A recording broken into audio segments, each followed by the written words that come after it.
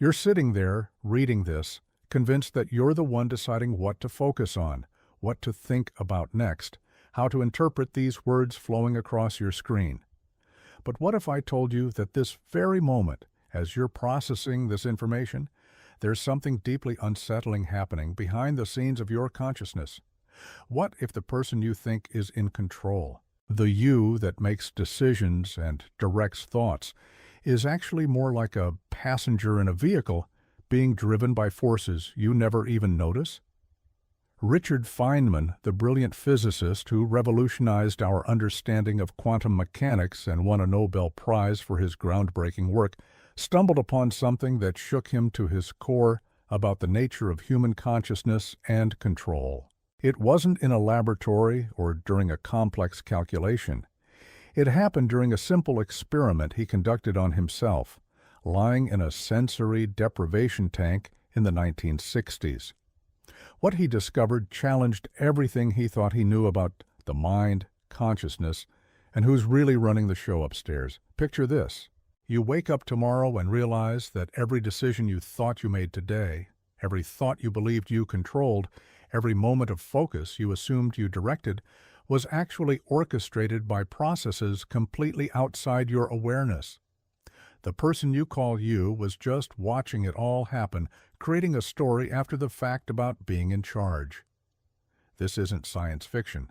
This is what modern neuroscience and Feynman's own observations reveal about the terrifying reality of consciousness. We live our entire lives under the illusion of control, never questioning whether the driver's seat we think we occupy even exists. Today, you're going to discover why Feynman called this realization frightening, why it changed how he understood the human mind, and why this knowledge might fundamentally alter how you see yourself and everyone around you. The rabbit hole goes deeper than you imagine, and once you see what's really happening in your brain, there's no going back to the comfortable illusion of mental control. Think about the last time you tried to stop thinking about something specific. Maybe someone told you not to think about a pink elephant, and suddenly your mind became flooded with images of pink elephants. Or perhaps you've experienced lying in bed at night, desperately trying to fall asleep, only to find your mind racing with thoughts you can't seem to shut off. Who exactly is generating these unwanted thoughts? If you're truly in control of your mind, why can't you simply decide to stop thinking about something and have that decision be immediately and completely effective? This seemingly simple question opens up a chasm in our understanding of consciousness that most people never even consider. We go through life assuming that the voice in our head, the internal narrator commenting on everything we experience, is us. But who is listening to that voice? If you can observe your thoughts, as you're doing right now while reading this, then who is the observer? Are you the thoughts, or are you the one watching the thoughts? And if you're the observer, where do the thoughts come from? The common answer, the one that feels intuitively correct, is that we generate our thoughts consciously. We decide what to think about, when to think about it, and how to direct our mental energy. But this answer crumbles under even basic scrutiny. You don't choose your next thought any more than you choose your next heartbeat. Thoughts arise spontaneously from the vast unconscious machinery of your brain, and only after they appear in consciousness do you claim ownership of them. What you call thinking is actually more like watching a movie, and then claiming you're the director. The real question isn't whether you control your mind, but whether there's actually a you separate from the mind to do any controlling in the first place. Let's start with a story that changed everything, not just for Richard Feynman, but for our understanding of consciousness itself. In 1965, Feynman encountered John Lilly, the neuroscientist who had invented the sensory deprivation tank. These tanks, filled with heavily salted water heated to body temperature, created an environment where external sensory input was reduced to nearly zero. Float in one of these tanks and you experience something extraordinary. Your brain, deprived of its usual constant stream of sensory data, begins to behave in ways that reveal the hidden machinery of consciousness. FEYNMAN, ever curious, decided to explore what would happen to his mind under these conditions. He wasn't expecting a philosophical revelation. He was simply interested in the altered states of consciousness that Lilly had described. But what he experienced in that tank would haunt him for the rest of his life. In the absence of external stimulation, FEYNMAN began to notice something profound. Thoughts would arise in his consciousness without any sense of him generating them.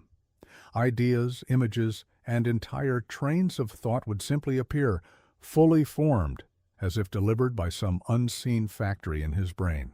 He could observe these mental phenomena with the same detachment he might observe clouds forming in the sky, and this observation revealed something terrifying about the nature of selfhood.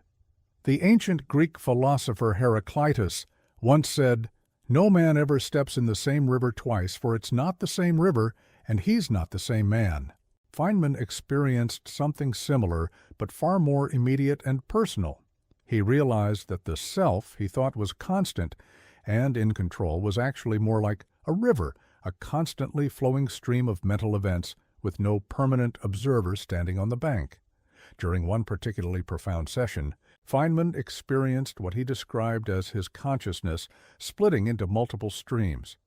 He could maintain awareness of his body floating in the tank while simultaneously experiencing vivid hallucinations, while also maintaining a scientific observer's perspective on the entire experience. This wasn't the result of drugs or any external influence. It was simply what happened when his brain was freed from its usual constraints. The experience revealed that what we call consciousness isn't the unified, consistent thing we imagine it to be.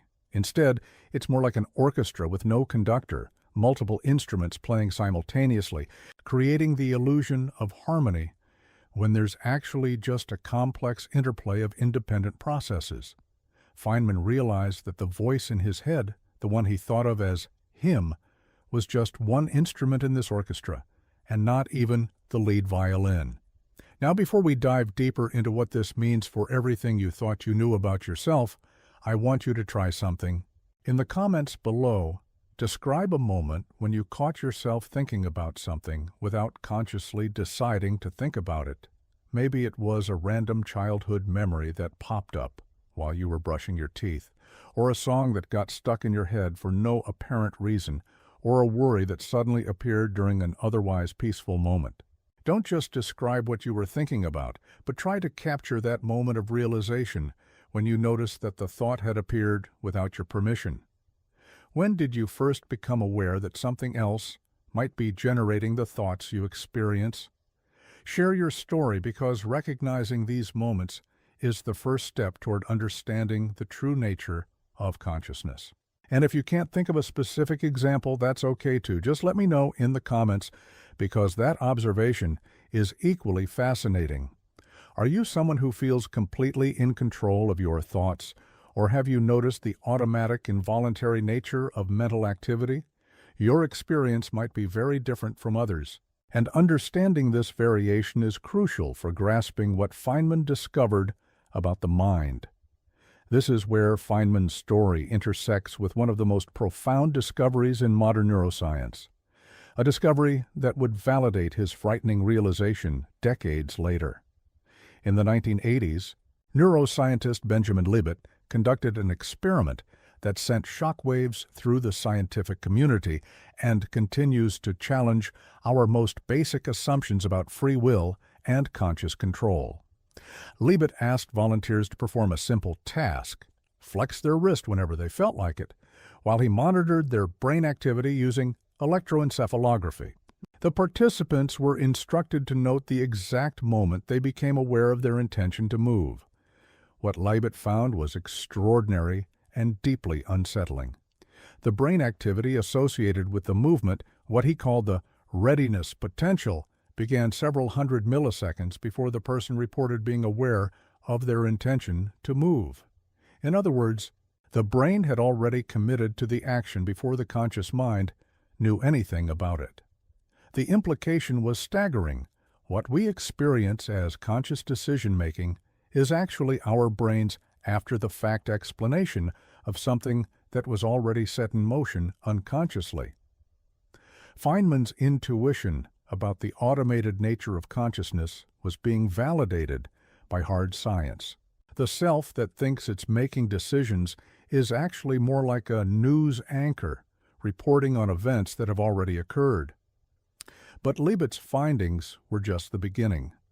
Modern neuroscience has revealed an even more complex picture of consciousness that makes Feynman's tank experiences seem prophetic. The human brain contains approximately 86 billion neurons, each connected to thousands of others, creating a network of incomprehensible complexity. Within this network, countless processes run continuously below the threshold of awareness, making decisions, processing information, and generating the thoughts that eventually surface in consciousness. Consider the act of recognizing a face in a crowd. You don't consciously search through your database of remembered faces and deliberately compare features. Instead, recognition happens instantaneously and automatically. Your brain performs incredibly sophisticated pattern recognition, accesses emotional associations, retrieves contextual memories, and delivers the complete package to consciousness as a simple, unified experience. That's John from accounting. The machinery that makes this possible operates completely outside your awareness or control. Now consider something even more basic: language comprehension. Right now, as you read these words, your brain is performing extraordinary feats of processing. You're recognizing letter patterns, accessing word meanings, constructing grammatical relationships, integrating concepts, and building understanding, all without any conscious effort or awareness of the underlying processes. You don't decide to understand these words. Understanding simply happens, delivered to consciousness as a finished product by systems you can't access or control. The late neurologist and author Oliver Sacks documented countless cases that illuminate this hidden machinery of mind. In his book, The Mind's Eye, he described patients with various forms of brain damage that revealed the modular nature of consciousness. One patient could recognize faces, but couldn't recognize facial expressions. Another could see objects, but couldn't integrate them into a coherent visual scene. These cases demonstrate that what we experience as unified consciousness is actually constructed from dozens of specialized processes, any one of which can be damaged or disrupted independently. What you think of as your vision is actually the product of at least 30 different visual processing areas in your brain, each specialized for different aspects of seeing: motion detection, color processing, edge detection, depth perception, object recognition, and many others. These systems work in parallel, mostly below consciousness, and their outputs are integrated into the seamless visual experience you take for granted. But here's the truly unsettling part. When neuroscientists stimulate specific areas of the brain directly, patients report experiences that feel completely real and personally meaningful, even though they know the experiences are artificially generated. Stimulate the temporal lobe, and someone might suddenly smell their grandmother's perfume and feel flooded with childhood memories. Stimulate a different area, and they might hear a specific song or see a vivid image. The patients don't experience these as artificial or foreign. They feel like genuine personal experiences, because that's exactly what they are. Genuine experiences generated by the same machinery that creates all experience. This reveals something profound about the nature of personal identity and control. Every thought, memory, emotion, and sensation you've ever experienced was generated by this same biological machinery. The feeling that these experiences belong to you is itself just another product of the brain's activity, not evidence of a separate controlling entity. What Feynman experienced in the sensory deprivation tank was this machinery running without its usual constraints, revealing its automatic, unconscious nature. He saw behind the curtain and realized there was no wizard, just mechanisms creating the illusion of a wizard. The implications of this understanding extend far beyond neuroscience or philosophy. They touch the core of how we understand responsibility, decision-making, relationships, and the very nature of human experience. If our thoughts and decisions arise from unconscious processes, what does that mean for concepts like blame, praise, self-improvement, or personal growth? These questions don't have simple answers, but ignoring them means living in denial of what science has revealed about the nature of mind.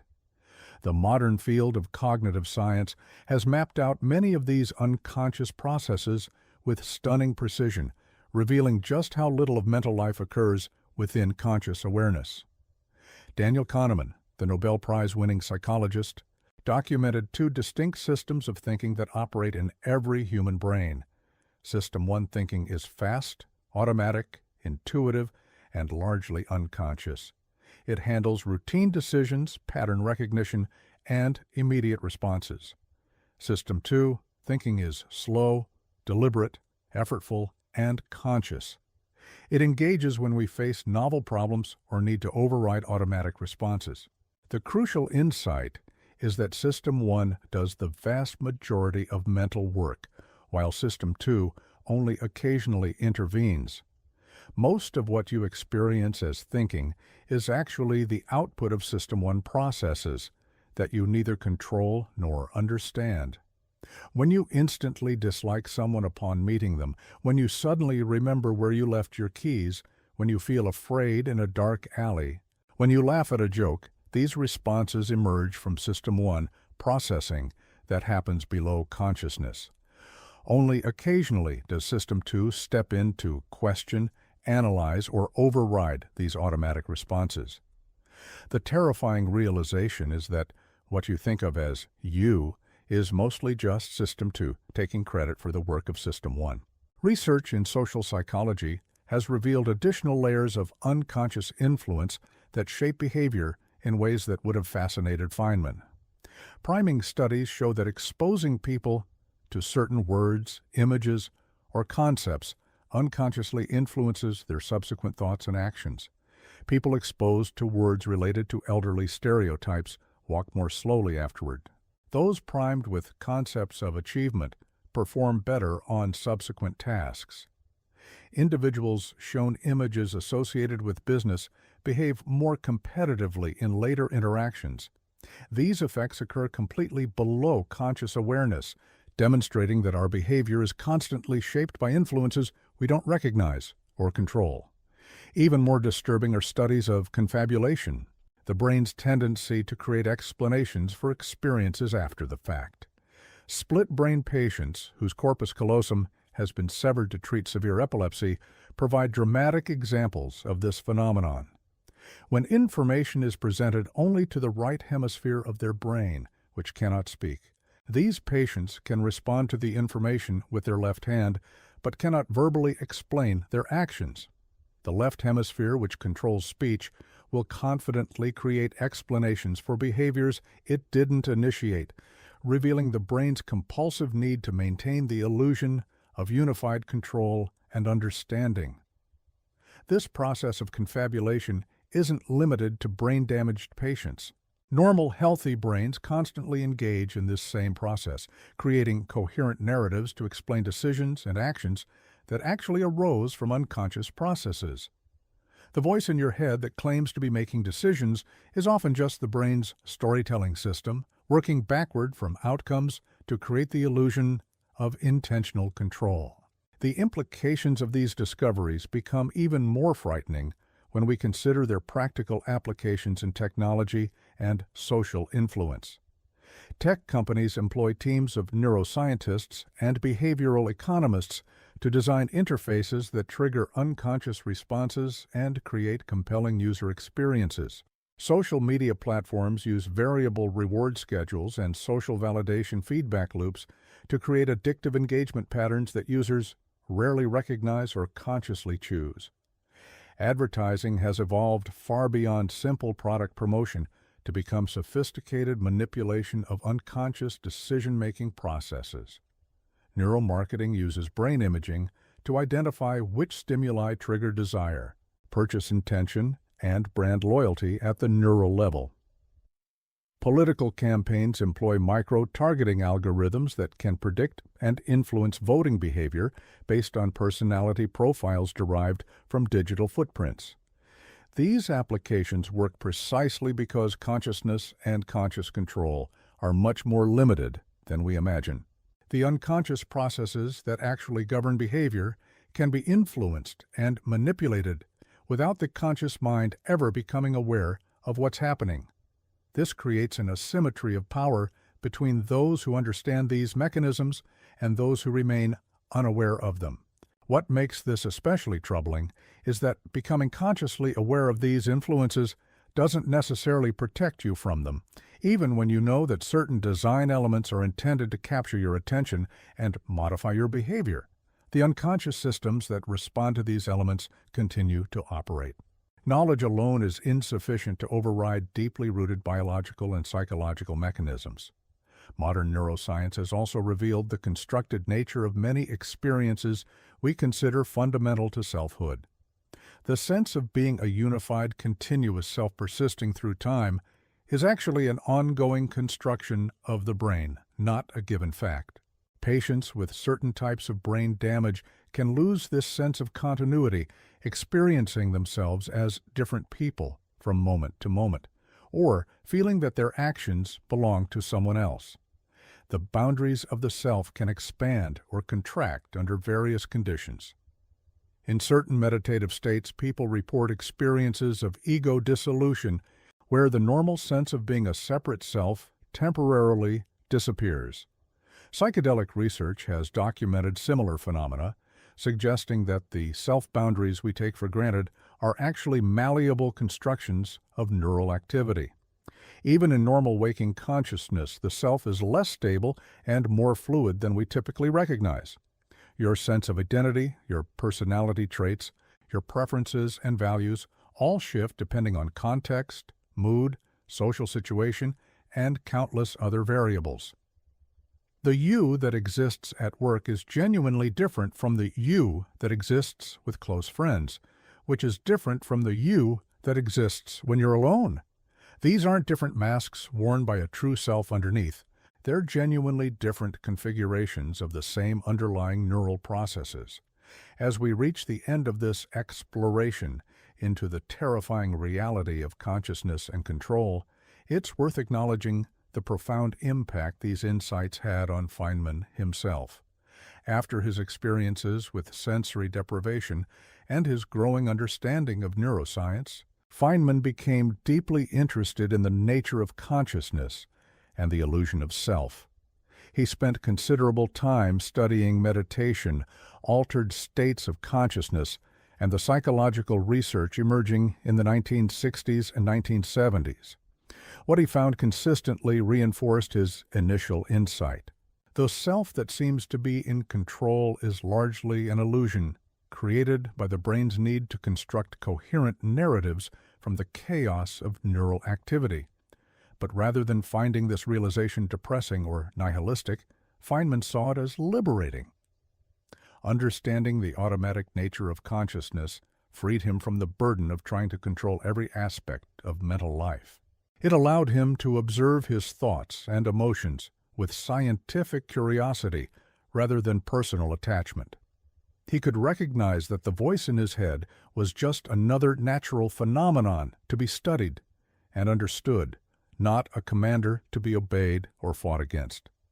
This perspective didn't make him passive or fatalistic. Instead, it allowed him to work more skillfully with the machinery of mind, understanding its limitations and capabilities, its automatic tendencies and potential for modification.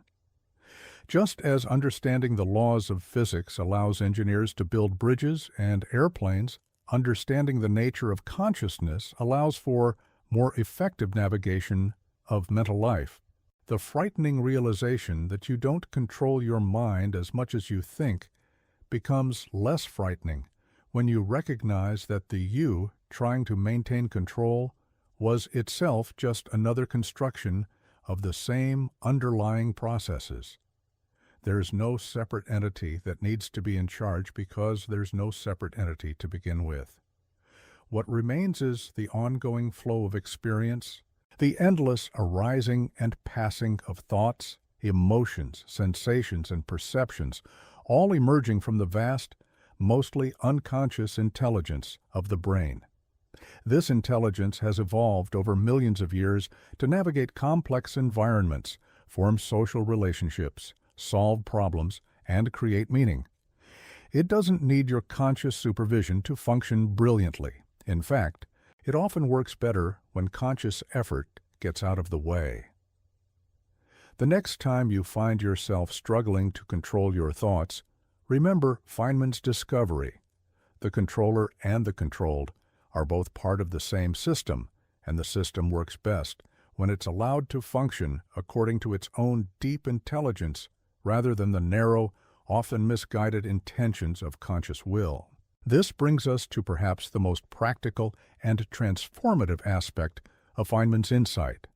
If you're not actually in control of your mind and the way you thought, then what does effective mental training and self-improvement actually look like? The answer challenges every self-help book, meditation app, and personal development program that promises to give you control over your thoughts. The traditional approach to mental training assumes there's a central executive, a you, that can learn to manage thoughts and emotions through willpower and discipline. But neuroscience reveals a different picture entirely. Mental training isn't about strengthening your control over the mind. It's about changing the conditions under which the mind operates automatically. Consider how physical fitness actually works. You don't consciously control every muscle fiber contraction when you lift weights. Instead, you create conditions that trigger adaptive responses in your muscular and cardiovascular systems. The body does the work of getting stronger. You just provide the appropriate stimulus and environment. Mental training operates on similar principles. When experienced meditators report greater emotional stability and mental clarity, they haven't gained control over their thoughts. Instead, they've changed the default patterns of neural activity through consistent practice. Advanced practitioners describe a state where thoughts arise and pass away without the usual sense of personal ownership or need for control. They experience what Feynman glimpsed in the sensory deprivation tank, the natural intelligence of consciousness operating without interference from the illusion of a separate controller. This isn't a mystical or supernatural state. It's simply what remains when the brain's storytelling systems relax their grip on experience. The practical implications extend far beyond meditation halls and psychology laboratories. In education, understanding the automatic nature of learning changes how we approach skill development. Instead of forcing conscious effort and willpower, effective learning creates conditions for unconscious pattern recognition and integration. The best athletes, musicians, and craftspeople describe entering flow states where optimal performance emerges without conscious control or interference. In therapeutic contexts, this understanding revolutionizes approaches to mental health. Rather than fighting against unwanted thoughts and emotions, effective therapies work with the natural processes of the mind, acceptance and commitment. Therapy teaches clients to observe thoughts and feelings without trying to control them, recognizing that the struggle for control often creates more suffering than the original thoughts themselves.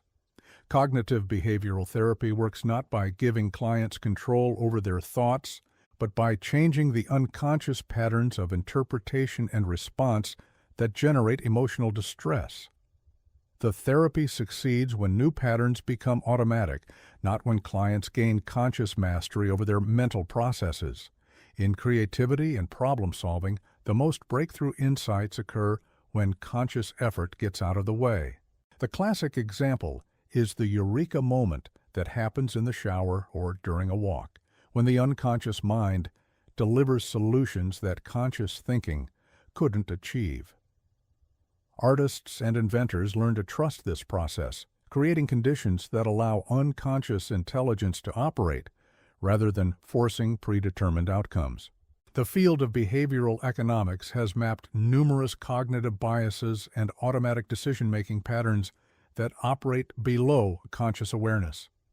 Understanding these patterns doesn't give us control over them, but it does allow us to design choice architectures that work with human psychology rather than against it. Successful behavior change focuses on modifying environments and contexts rather than relying on willpower and conscious control.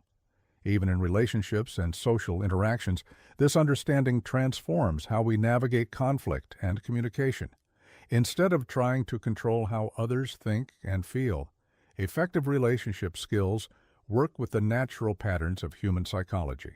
Empathy emerges not from conscious effort to understand others, but from the automatic mirroring systems in the brain that allow us to resonate with others' emotional states. The technology sector has already begun incorporating these insights into design philosophy. The most engaging digital products work with unconscious psychological patterns rather than requiring conscious effort from users. Interface design has evolved from focusing on conscious usability to triggering automatic unconscious responses that create seamless user experiences. What makes FEYNMAN's discovery so profound is that it points toward a fundamentally different relationship with mental life. Instead of the exhausting project of trying to control thoughts, emotions, and mental states, we can learn to work skillfully with the natural intelligence of consciousness itself. This shift from control to collaboration, from fighting the mind to partnering with it, represents one of the most significant developments in our understanding of human psychology and potential. The frightening realization becomes a liberating recognition. You were never meant to control your mind like a computer programmer controls software. You are part of an incredibly sophisticated biological system that has evolved to navigate complexity, solve problems, and create meaning without conscious micromanagement. Learning to trust and work with this system, rather than fighting against it, opens possibilities for mental life that the control paradigm could never achieve. This doesn't mean becoming passive or abandoning all effort toward personal growth and development. It means understanding how change actually happens and aligning our efforts with the natural processes of learning, adaptation, and transformation that operate within us. The ultimate irony is that releasing the illusion of control often leads to more effective and sustainable change than all our attempts to force outcomes through willpower alone.